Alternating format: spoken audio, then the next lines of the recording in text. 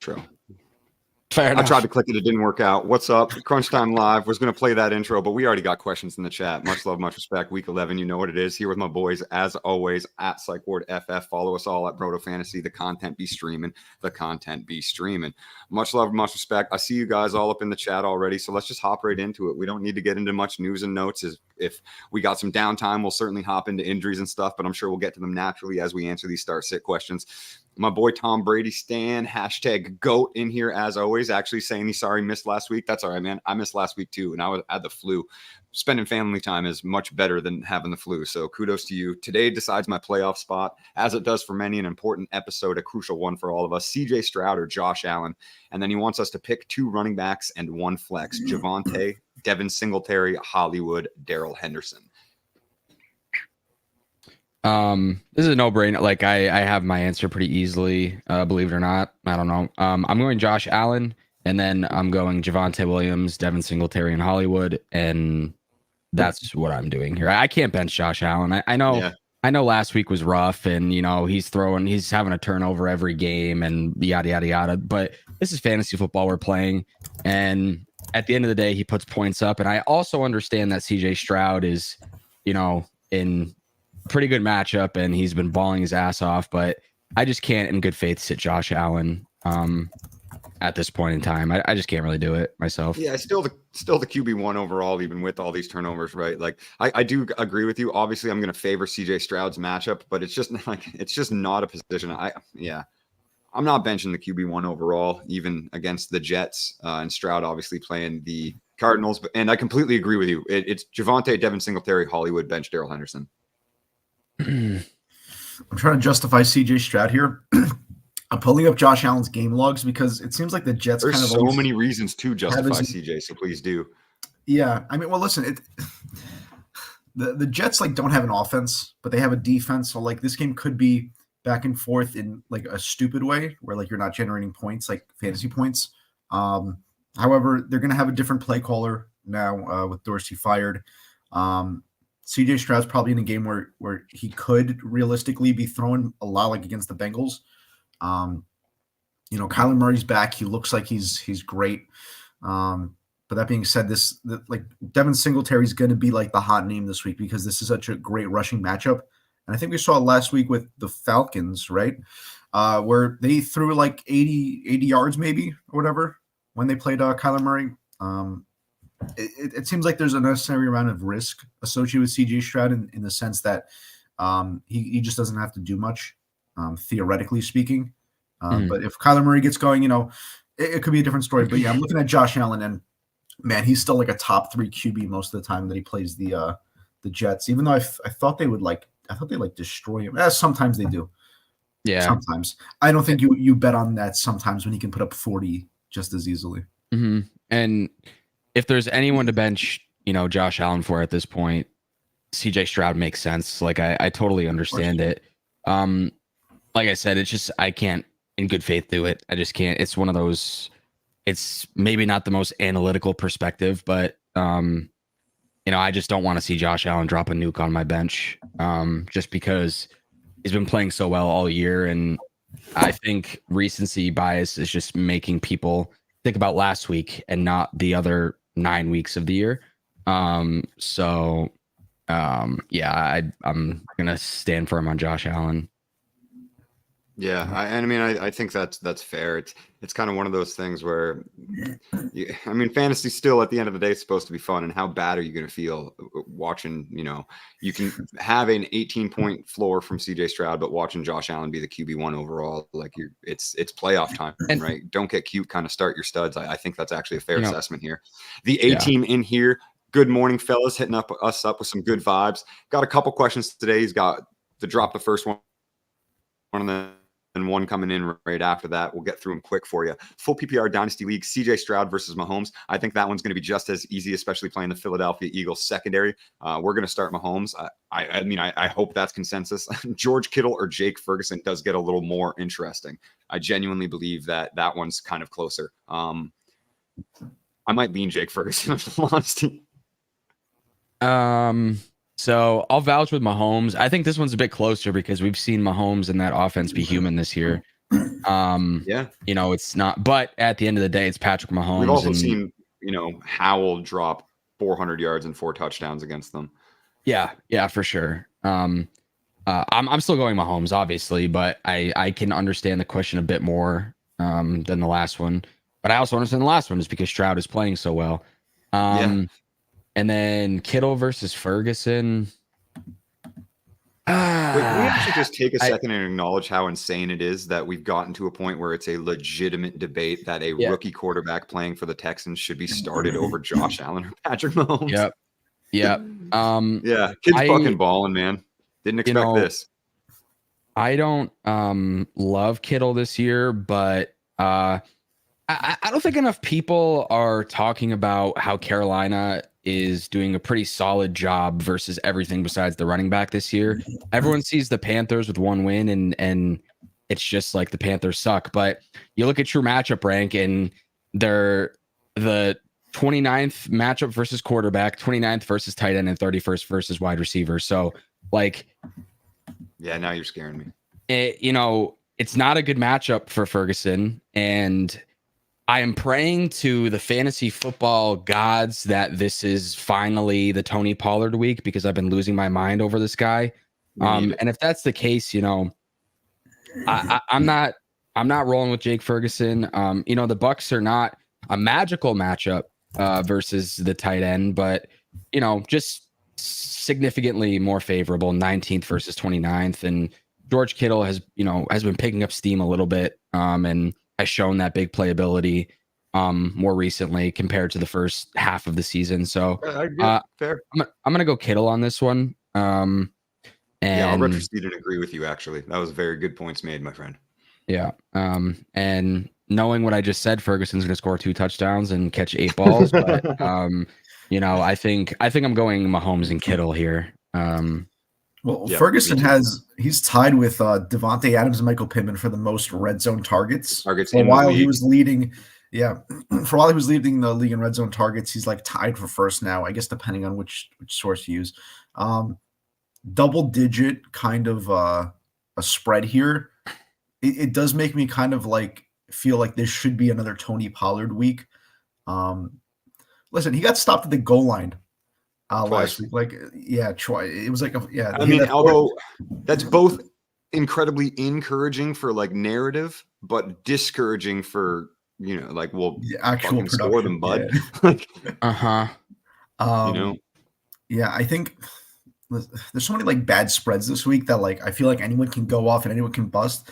But I'm looking at like George Kittle's highs, and his highs are better than Jake Ferguson's. And I think you can get a good game out of George Kittle from his yardage, whereas Ferguson, you kind of are relying on those touchdowns. It's not like a bad bet to say that like he's going to score touchdowns because he's going to get the utilization. They're going to be getting down there a lot. But man, I'm not trusting him over George Kittle very often when they both have kind of like minus matchups. Yeah, fair enough. Yeah, good, excellent points made as always by my partners in crime. One more from the A team before we hop into your question, Dominique. I see you hanging around, brother. Thanks for coming in as you always do. Lastly, pick 3: Tank Dell, Nico Collins, Devontae Smith, Jaden Reed, Rashee Rice, Adam Thielen, Deontay Johnson. Hashtag in Brodo we trust. What depth we have to play with here? I'm gonna definitely lock in. Picking 3, I'm gonna lock in Tank Dell. I really like this matchup. I really think that the Texans can, obviously the spread is 5.5, I think, but a surprising over under of like 47 and a half. Yeah, something like that. So, yeah. So like, I mean, and Kyler back, like I do think that there might be a little bit of more play from behind, as Stemi said, like you see from the Bengals. Tank obviously he's the number 1 there. Nico's faced a bit of regression, but still a great option. Devontae Smith facing positive regression, becoming a more trustable option again. Matchup against Kansas City, who has had a really good defense, kind of what actually kept them in games this season, as Bick was mentioning. Like that offense has looked human. I don't know how, Rashee Rice, high upside sleeper for me, but am I trusting him over a guy like Adam Thielen, a game that they're going to have to pass, play from behind? Thielen's going to see 12 targets, 8 receptions, 65 yards. I think I'm going to go Tank Dell, Devontae Smith, and Adam Thielen.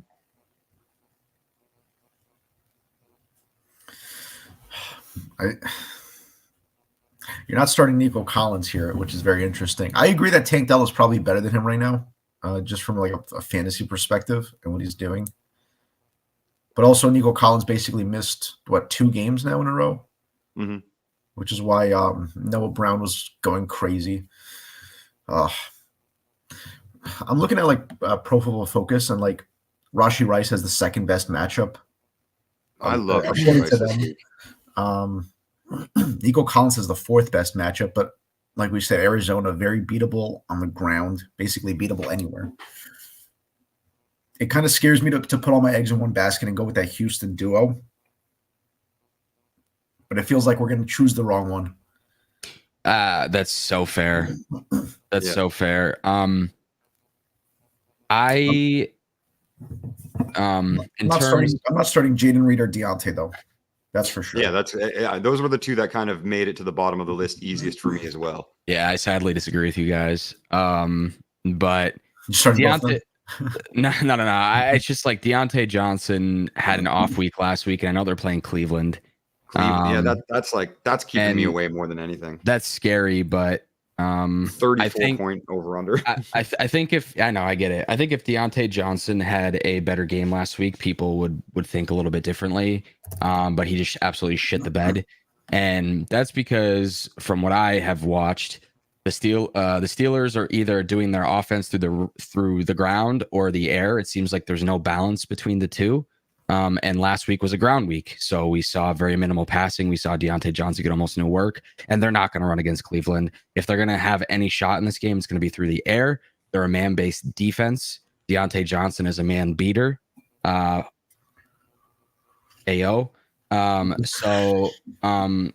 personally going Deontay Johnson here with Devontae Smith and Tank Dell.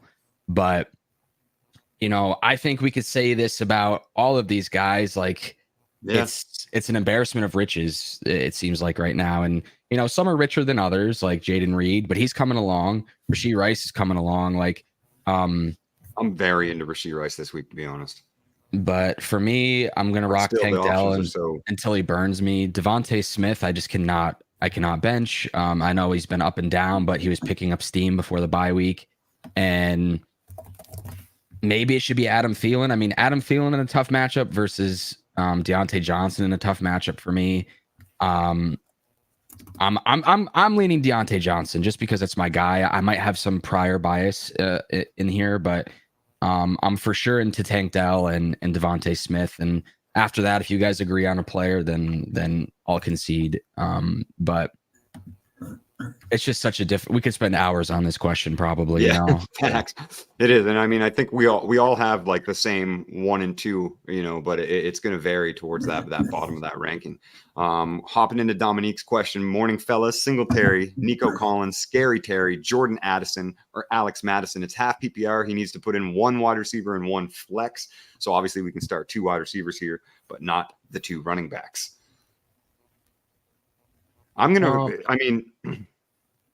Singletary's got to be in your flex. Like you have to be flexing Singletary over Madison. Madison's probably the bench out of all of these options. We went over Nico, and the Houston matchup incredibly. So that doesn't need as much diving in. Scary Terry.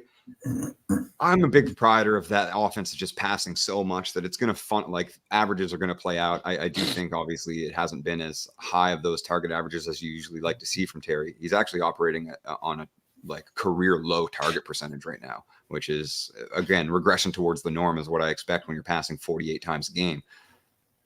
I really like Nico Collins over Terry though. I think in this matchup, Addison is where I get really tough. Like I'm having a tough time benching Jordan Addison anywhere. The upside is just so high. Mm-hmm. The upside's so high. And Dobbs was upholding Hollywood Brown very strongly there was some regression towards before they benched him, right? But 17.5 points per game for the first 6 weeks of the season. Like he's going to produce wide receiver 1 numbers. Hawkinson, obviously another career performance last week. Like there's going to be some target differentials between those 2, but yeah, it's between Collins and Addison for me, and Singletary has to be in that flex. I mean, were you going to say something? Well, I'm going Singletary and Addison here. Yeah, I understand. Like Terry, he could easily have 140 yards. It's like an 8.5, 9 point spread against the Giants, who I think Tommy DeVito can make things a little more competitive. We saw that he can kind of run the ball. We saw that he's not like completely incompetent when it comes to throwing it. And the Commanders are very beatable. So like Washington could theoretically be put into a situation where they're going to have to throw a lot, but it still seems like they're very focused on using their running backs. Yeah. But that being said, it's still like the 6 of matchups the are last 7 plus games with more than 44 pass attempts. for Howell. Yeah. That makes sense. Yeah. I mean, he's been in like kind of shootouts too, like with the Seahawks game, and then who else? I mean, but he's been avoiding sacks too. Like that's a great thing for I think the receivers especially. Like I think the production just kind of increases because you're keeping drives alive. Yeah. I mean, the touchdown pass to Brian Robinson was honestly very impressive. The issue with all these questions that we've gotten so far today, it's like these guys should all produce for the most part. It's just trying to figure out who's going to produce more. It's just a crapshoot. Like, I like all of these options outside of Alexander Mattison, and like I said before, I would go Singletary and Addison as well.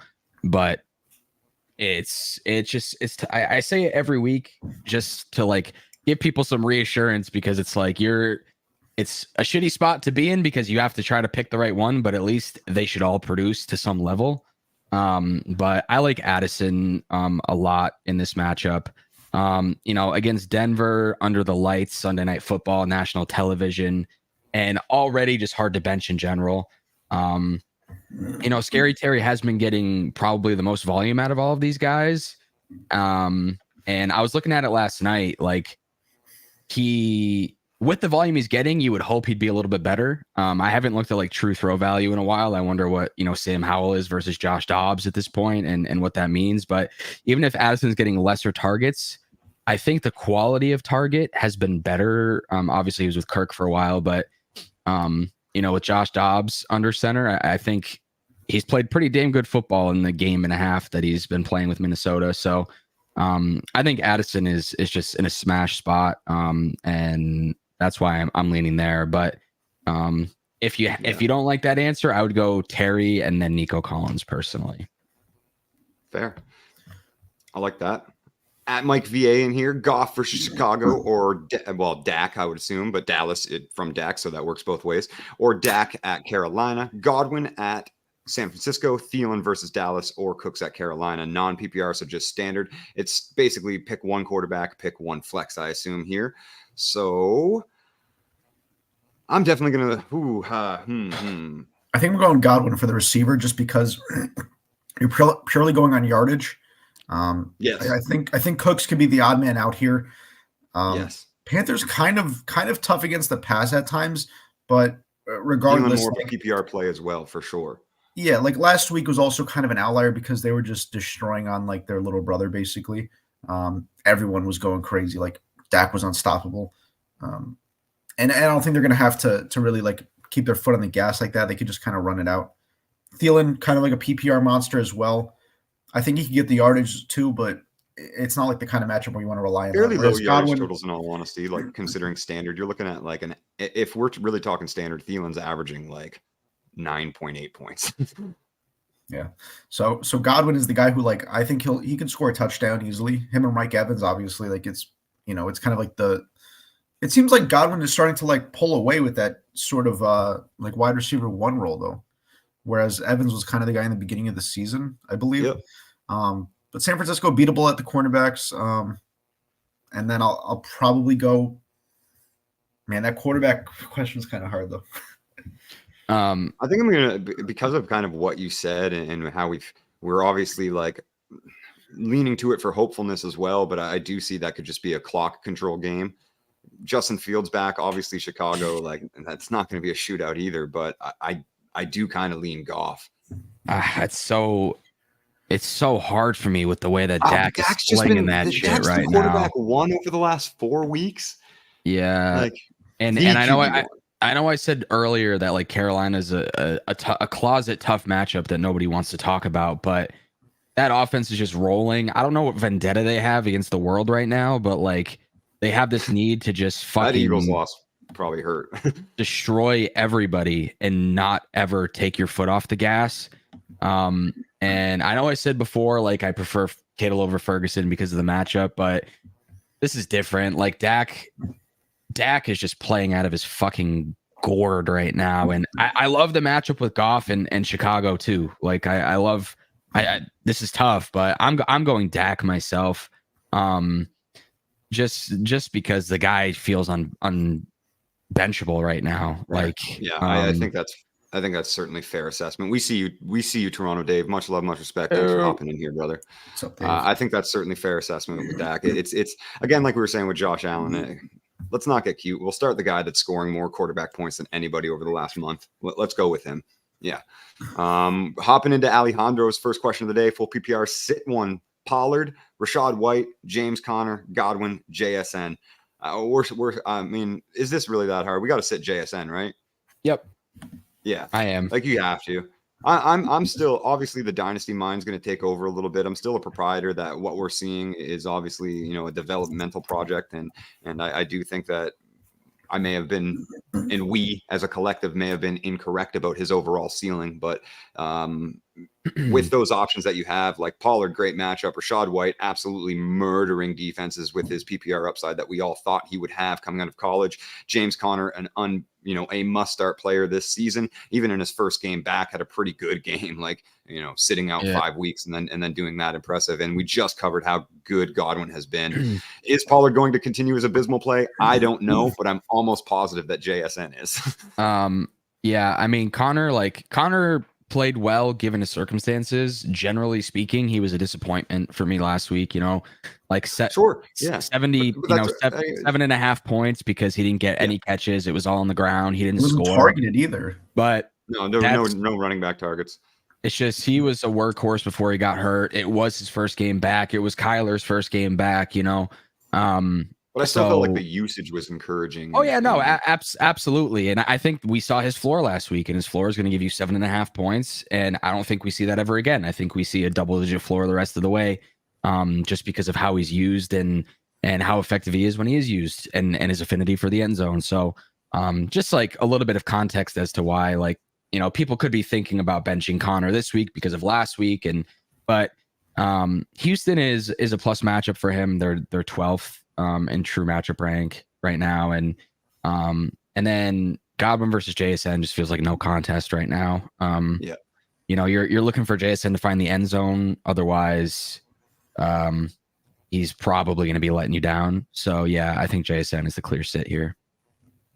And then another quick one from Alejandro, but I think we're going to be pretty easily consensus on this one. Half PPR, Ferguson or Trey McBride. That is Trey McBride all day and all night. Yep. This matchup considering, production considering, ceiling considering, like McBride has had one down game in the last 4, but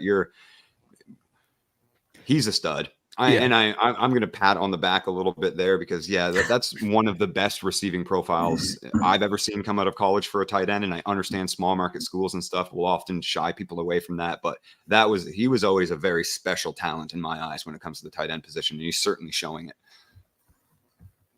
Good morning from Constantine. Standard League, Kane or Singletary? I have Stroud. This is so tough.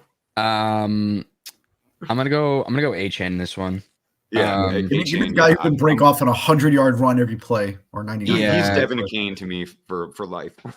Yeah, that's fine. But Singletary is in like we've talked about, such a good spot, and we saw him produce pretty strongly last week. But I'm just not trusting that situation, honestly. And maybe that's lame. He had a shit week, it was against Tampa, I think, but he had a shit week the week prior and everybody's just choosing to forget about it. Is he going to get 30 carries again? Absolutely fucking not. Is he going to have his career high in rushing again? Absolutely fucking not. So, A-Chain though, his career high in rushing is what, like 250 yards or something? He could beat that. 203. Yeah, whatever. He could beat that. So he could beat it. What's wild is if they're, as long as they're like at the 10-yard line, he could beat it on 5 touches. Well, right. I mean, like this matchup is they both have very strong matchups, and the game script, it should very much favor A-Chain in his first game back. And even if he has 10 carries, 12 carries, whatever it is, like we've seen how electric. Yeah, I made the mistake of benching him, once. I'm pretty sure. Maybe I didn't. I don't know, but just don't make the mistake. I'd rather him put an absolute fucking dud in my lineup than having, like I said earlier, drop a nuke on my bench. Let's not forget who the RB1 in points per game right now is if you don't set a game threshold. True. Yeah. So, great player, great game script, great matchup. It's A-Chain for me. Yeah. Demi, any other thoughts? Nope. Hop into the next A-Chain. one. Yeah. No Jettis and Andrews done for the season for Jake from IT. That hurts, brother. Trust me, I'm legitimately in the same position in multiple leagues because of That's my my Broto exploiter League ratio. situation right now. Yeah, it's needs a Hail Mary in the flex. Jerry Jeudy, Deontay Foreman, Christian Watson, Curtis Samuel. And we're talking Hail Mary. So, boys, we're talking ceiling. Who's got the highest ceiling? Khalil Herbert is back. Justin And they're Fields is back playing, too. That and we they're know playing limits rushing opportunities. They're playing Detroit too, so it's not Foreman. The best, one of the top 5 rush defense. Curtis Samuel has almost no ceiling. His ceiling with a touchdown is probably like 18 points. And I think I got to go Christian Watson here. Listen, he hasn't. Well, I roster Curtis Samuel, so I know he's had an 18-point game here and there. But I also roster Jerry Jeudy, and that motherfucker doesn't put up fantasy points. So Christian Watson hasn't either, but he's been getting very solid usage that just hasn't come to fruition yet, and it may never. But if you want to talk about a guy that's due for something, I think it's him. And you want to talk Hail Mary. We saw his stretch last year where he was just on fire and unstoppable. And is he that same player right now? No, but I don't think it's out of the question. I think good players are good players. And maybe you don't think he's that good, and that's totally fine. I get it. Maybe he's a one-trick pony. I don't perception. I don't know all this business, but if we're talking Hail Mary, I'm going Christian Watson in this case. Christian Watson's perception profile is nice. Is it good? Yeah. See, awesome. His Just to reception get that out there, perception. it's nice. I really don't want to start Christian Watson. I mean, I don't want to start. I think Who are you starting, Demi? I want to start Deontay Foreman a little bit. No, I think you're out of your that's mind. like foolish. I think you're I do, smoking especially that good against pack. Detroit. Like, how many RB1 performances have been put up against Detroit this year? Can we count all the Baltimore Ravens players combined?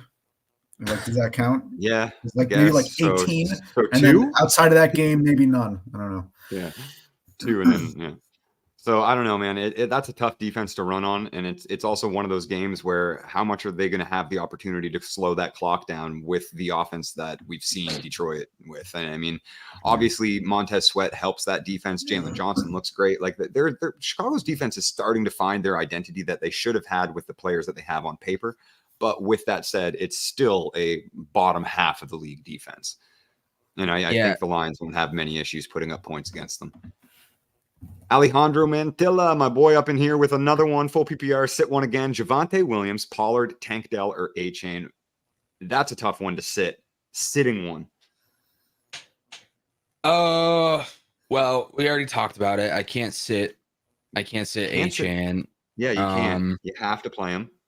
Gosh, with the way Javonte's been playing lately, and I feel like you have to play him too. Yep.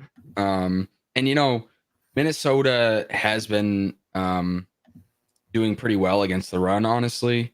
But he's just an absolute workhorse at this point. And his upside has been clear over the past few weeks. He's just trending upward and upward and upward, and usage is going up, productivity is going up. So I have a really hard time sitting Javonte Williams, even in maybe not the best matchup.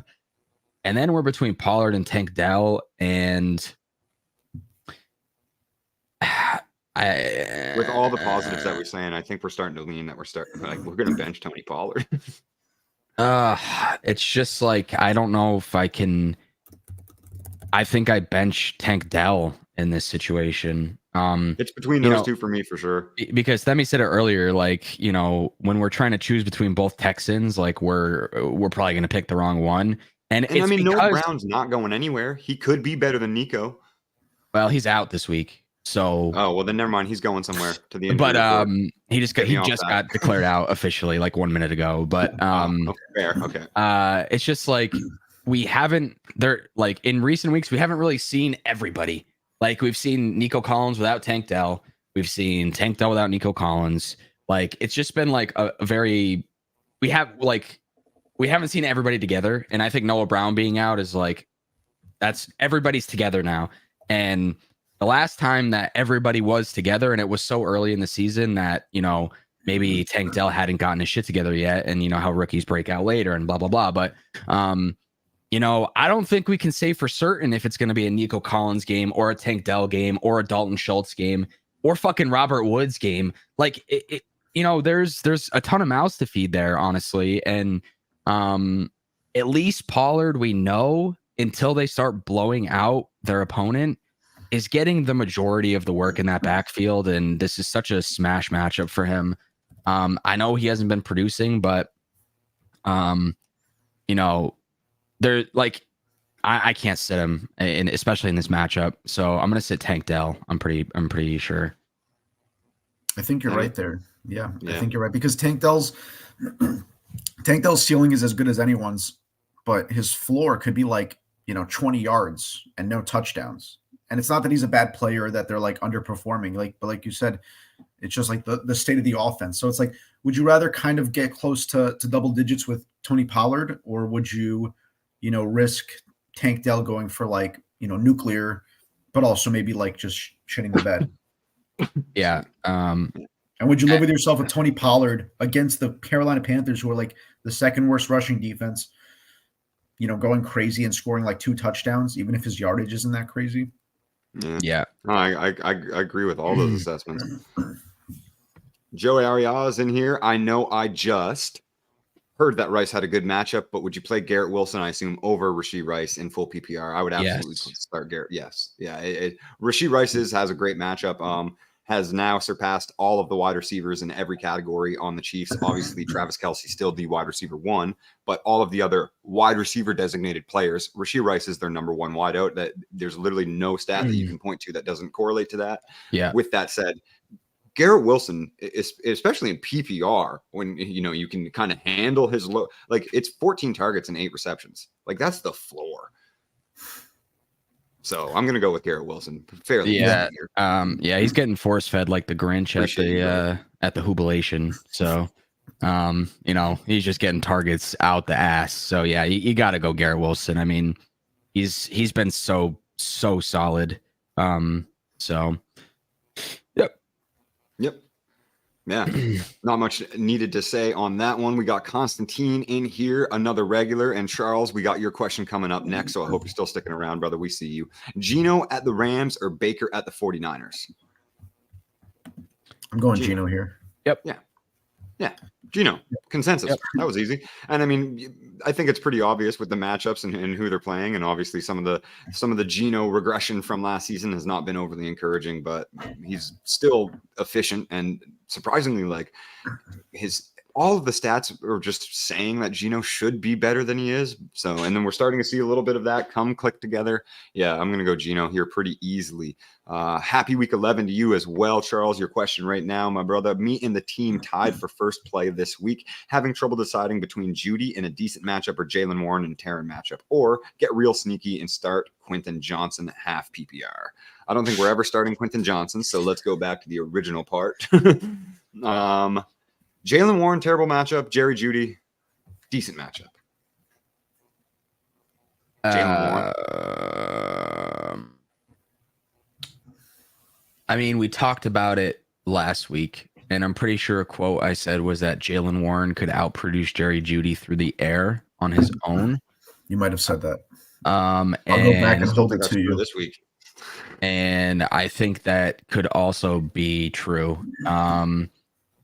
Listen, yeah, Judy, he just presents he's just mid floor and almost no ceiling. I can't. I started him in my main event league a few times, and I just can't do it. It's gross to me.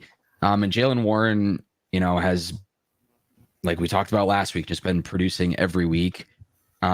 one way or another. Last week he was officially the starter, and it was still, a 50-50 split, but he was at least getting the first It was opportunities. about as even a 50-50 split Yeah. as you can get.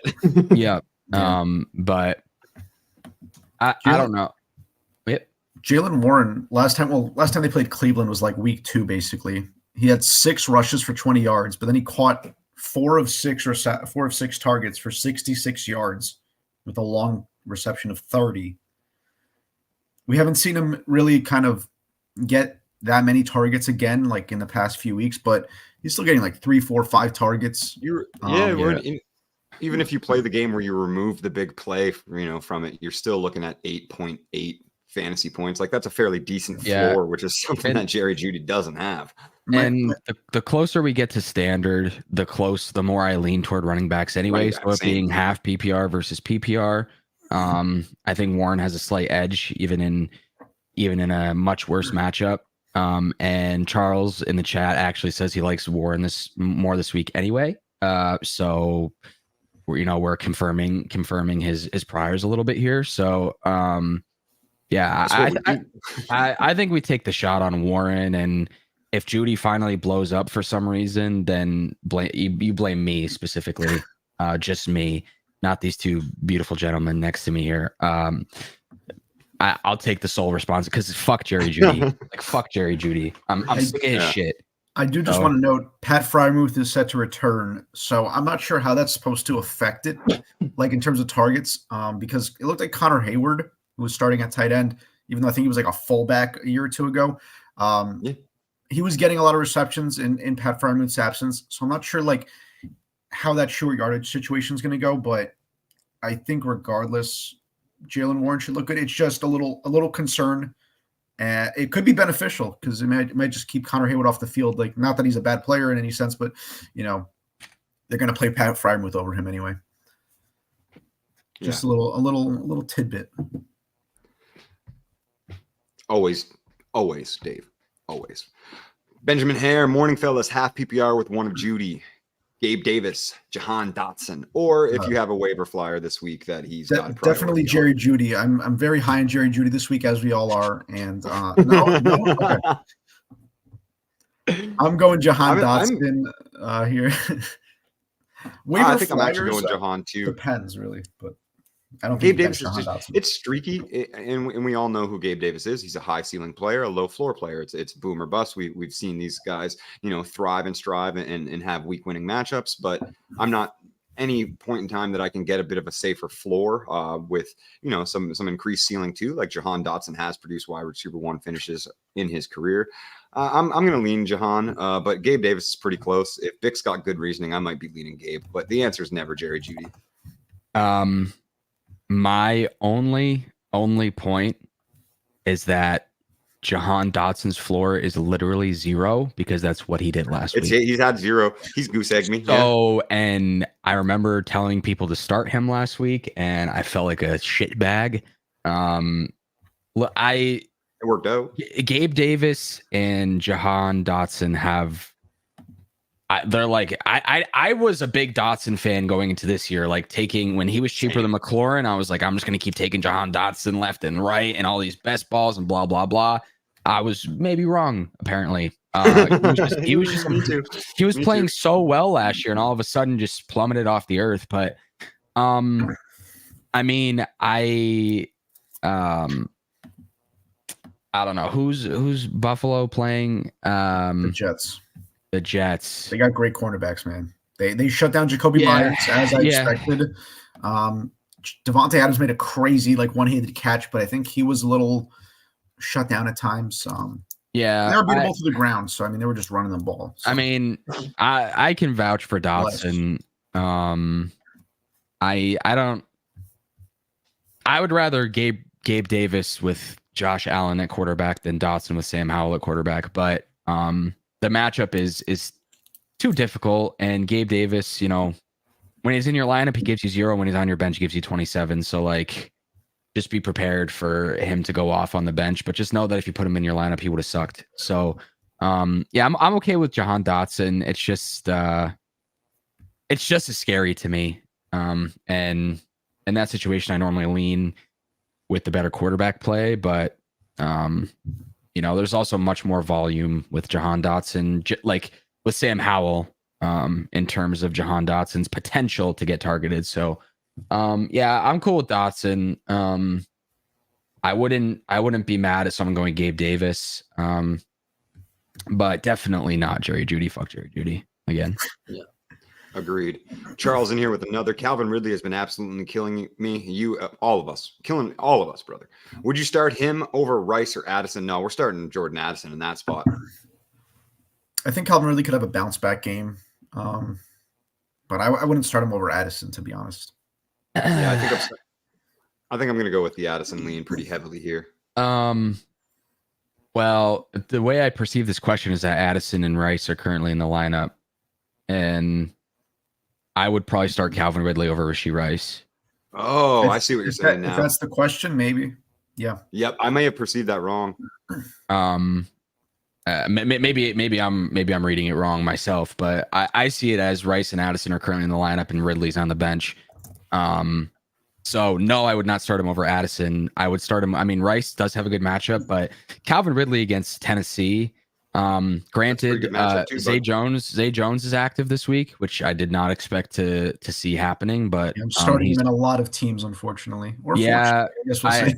I picked him up in a couple spots, and then he got arrested, and I'm like, yeah, okay, I'm gonna not do this anymore. And then I dropped him, and of course, now that I dropped him, he's active. But nonetheless, versus Tennessee, I think I'm going Calvin Ridley over Rice. Rice has been solid, but he doesn't have that world-beating potential right now, I don't think.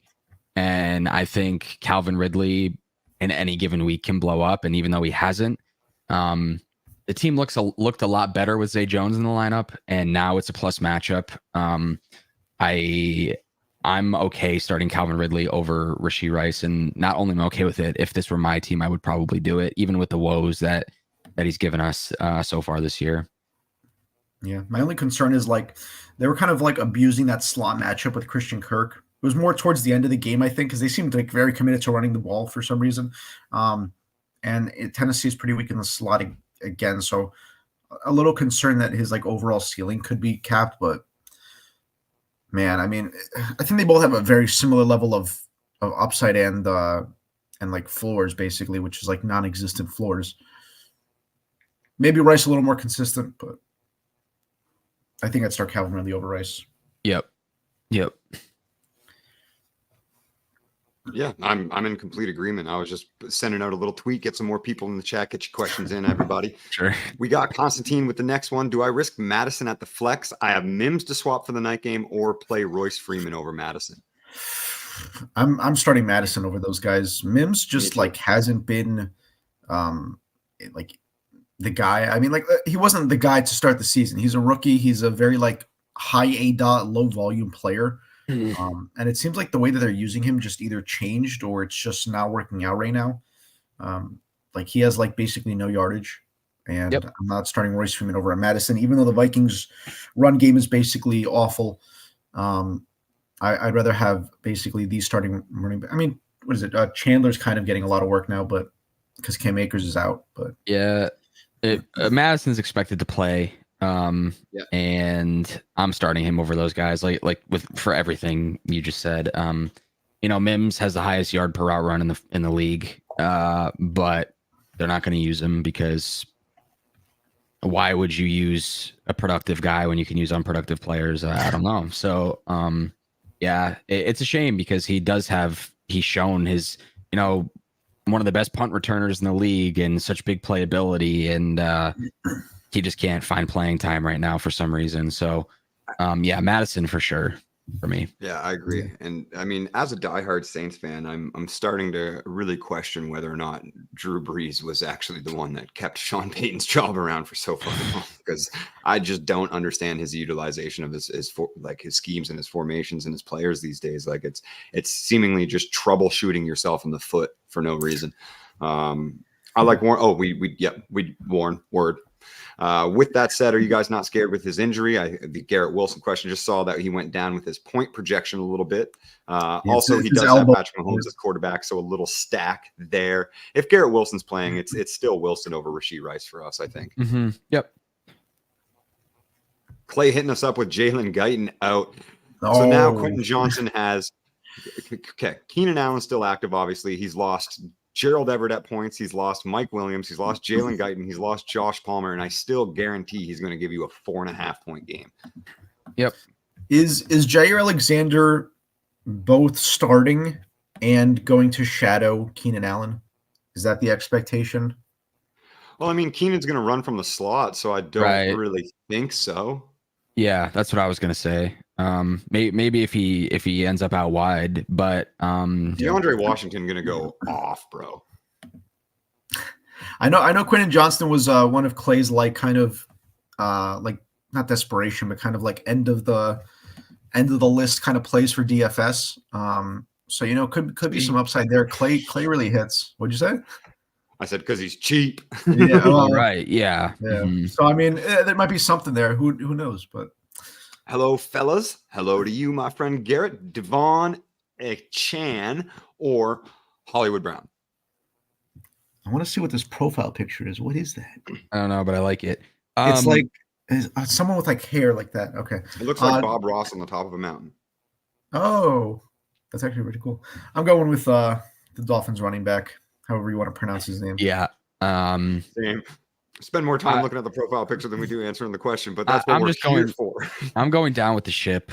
And the upside is just so immense. I can't pass it up. And Hollywood, I was trying to buy Hollywood before all my deadlines and before Kyler Murray was coming back because I think he's going to have a very strong finish to the season. He's a league and he got out targeted by Rondell Moore and your boy Rondell Moore. And I'm starting Rondell Moore this week, by the way. But Rondell Moore and Michael Wilson, but that I don't see that happening again. And they were just a couple inches short of a big touchdown. So I love Hollywood Brown moving forward, but yeah, Dolphins running back for sure in this one. Lies, Boyd, lies. Nothing but lies from Boyd. Good morning, fellas, from my boy, Big Will. Michael Wilson out. Yep, need help to choose a wide receiver between Zay Jones or Curtis Samuel in half PPR. Will, with these bottom of the barrel deep bench lineups in these madness leagues that he's in. I'm going Zay Jones. Me too. Thank you. All right. I felt a little crazy, but right. We're going Zay Jones, right? It's a great matchup. Yep. We haven't seen him in a while. But it's a great matchup and he has an affinity for the end zone. All right, sweet. I felt like I was maybe off my rocker for a second. Especially in half PPR, like Curtis Samuel, his ADOT is so low. Like so low. You need, if he gets 6 catches, he's gonna have fucking 40 yards. It is what it is. Boyd says he's starting Curtis Samuel over Zay Jones, which I understand. I mean, we haven't seen Zay Jones in so long, and but in half PPR, I'm a bit weary of it. I can understand it, but at that point, if I'm starting those guys, I'm going to take the guy that has a better shot at blowing up, and that's Zay Jones. That's how I'm approaching it as well. Charles kind of hopping back in with his happenings in a must-win that league. So he needs the highest upside with that Rashee Rice, Jordan Addison, Calvin Ridley selection. And I think the highest upside, pure upside. Yeah. You're gonna I'm more into Rashee Rice for that, sleeper floor, a guy that you can really plug into a flex. Where Ridley does have the higher upside, and then obviously Jordan Addison. Jordan Addison's upside is the wide receiver 1 overall, twice. Yeah. So, right. Yeah. Noah Brown out. Clay hopping back in with that. We did mention that one earlier. Appreciate you, brother. Do I get Stinky T-Law in a plus matchup or let Russ cook from Benjamin Hare? With Zay Jones back, even without Zay Jones back, I'd probably go Lawrence in this case. It hasn't been pretty, and he hasn't been the player that I expected him to be just yet, but Like I've said before, when Zay Jones in the lineup, it seems like the team had better feng shui and things were working better. And against Tennessee, I'll take the shot here. I mean, they're not like awesome for quarterbacks by any means, but I'm expecting them to throw a bunch. And Russ, I mean, has been good. He's been solid. good. I'm not against streaming him. He's got a tough matchup this week. Minnesota's good. They've had an incredible improvement on defense, and I'm looking at Russ's numbers. Like he performed against like a legit island safety. I like him a lot. Yeah. He was the quarterback 3 against Washington. He was the quarterback 9 against Chicago, and then his only other QB1 finish was last week. He was the QB 11 against Buffalo, who basically was hurt and like shooting themselves in the foot a million times. Yeah. So I mean, he did pretty good against the Jets, who are not a good matchup at all. They're very hard. But still QB 13. I think I'd rather take the shot on T-Law, who I think will finish as a QB1 this week. I don't think either play is necessarily like sexy or like above and beyond, but I just think T-Law has the best shot of finishing up top. And it just feels like a get right game to me. It just feels like divisional matchup and a decent matchup. So yeah, getting his guy Zay Jones back. So I think it's T-Law pretty easily for me. Yeah, I like all of those points that you guys made, and I'll acquiesce to those because I definitely agree. We got Big Will back in with another one for a battle of backup running backs. Zach Charbonnet or Ty Chandler. He wants to add the caveat that it is half PPR. I kind of like Chandler. Fuck it. I really do feel like that Charbonnet's one game this season that he had a higher usage than Kenneth Walker obviously had to do with the injury. Immediately returns back to the lineup, even with a questionable tag the following week. And Charbonnet was once again limited to a change of pace role. Ty Chandler also in a change of pace role, but at least a little bit of closer opportunity share. I think Zach Charbonnet is going to need an injury to become fantasy relevant. Not that to say that he won't be throughout his career. Once again, as a dynasty guy, running backs like this often crop up and pop up and, have those career resurgences, so to speak, when they have those positive collegiate profiles that Charbonnet does possess. But in this week, fairly decent, matchup looking down. I kind of like Ty Chandler. I think he's got a little bit of a reception ceiling that Charbonnet doesn't have as well. I actually think Charbonnet might have more of like a target share, or at least like a target role. But Ty Chandler like basically exceeded Charbonnet's best game in one game. Granted, he got a touchdown. But Denver's a great matchup to exploit for running backs. I'd rather take a shot on him. I think Charbonnet can get you like 5-6 points on a given week. And, this isn't like, okay, this is a pretty good pure rushing matchup. It's not a good receiving running back matchup in terms of a true matchup rank over here. I'd rather take a shot on Ty Chandler, like reaching the end zone again. I don't think Charbonnet is gonna give you that opportunity very often. I mean, you need them to score from 20 yards out because they get into the red zone. You got to assume they're going to give the ball to Kenneth Walker. I mean, I don't know the red zone usage, but if I had to guess, I would assume it to be Kenneth Walker's backfield at that point. So, there's very little touchdown upside, and you're looking for a big player like high volume through the air. And like you were saying, 5 or 6 points, and then we'll see how it plays out. But I'll take the shot on Ty Chandler here. I'll back you guys there. Yeah. So we got the boys from the Debbie Royale in here showing some love. Sorry to interrupt you. I want to say, miss you guys. Much love, much respect to you. Even you, Femi, you were kind of left thanks out. Thanks a lot. So Charbonnet is second on the team in red zone rushing attempts with 8. Kenneth Walker has 34. And the closer you get, it's just like Kenneth Walker gets everything basically. Yeah. It's been vastly apparent, like from their usage and a lot. Like it seems like long distance, long downs, third, like put the big body in there to pick up the blitz. But other than that, like it seems really difficult for Charbonnet to kind of find him. They're not being utilized as a tandem whatsoever.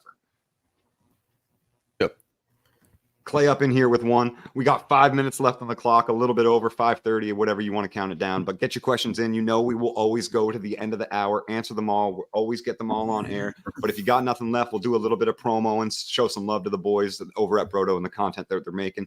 I'll drop some link suggestions for you all. But PPR extra points for long scoring plays as 40+ yards and 50 yards get you some extra points. Tank Dell, Hollywood Brown, Jordan Addison, full PPR. I think Addison's a pretty safe play for the first one, at least. I think we've shown that. Yeah, we love him a lot. I think Addison is.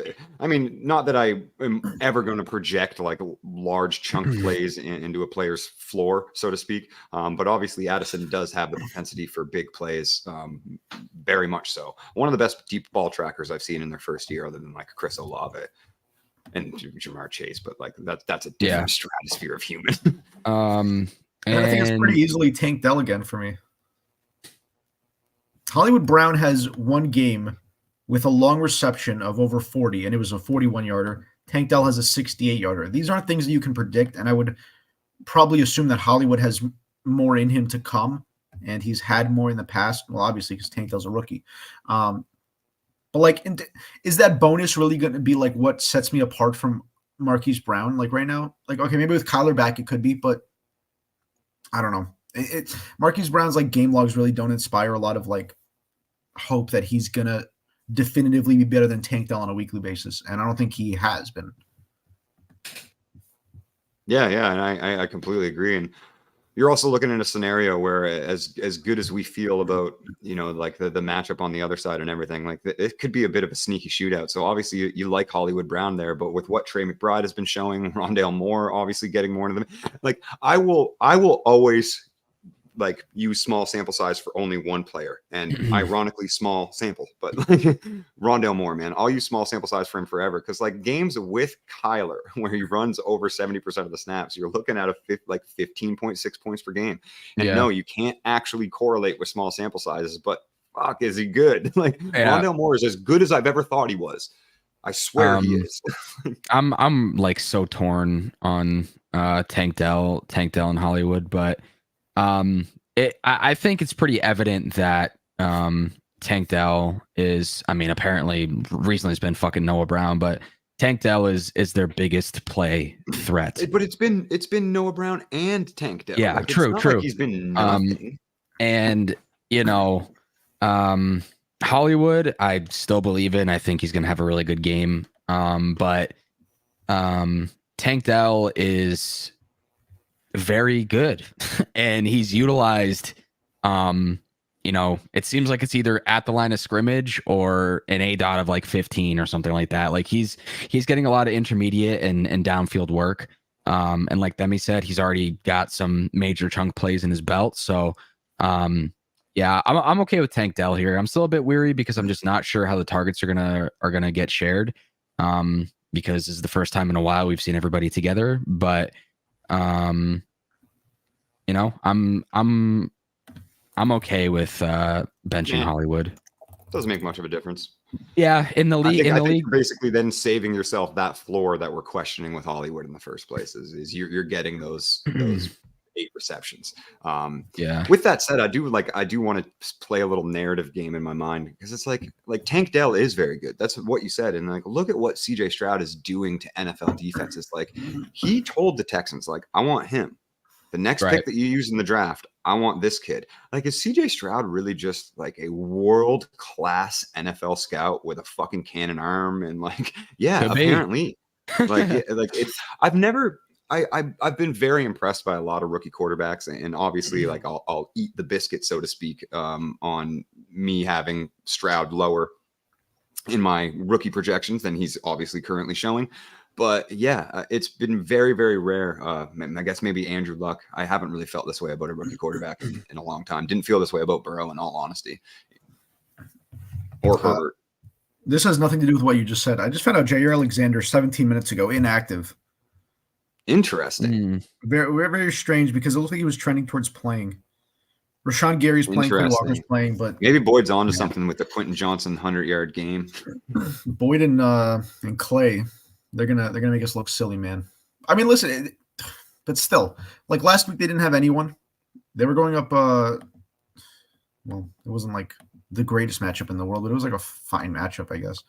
We got one and- more in here from Jake from IT in the last 20 to 30 seconds that we got before I show the love and hop off. Want to flex my running backs in one league. Need to bench one. You're benching King Henry, Aaron Jones, A-Chain, and James Conner.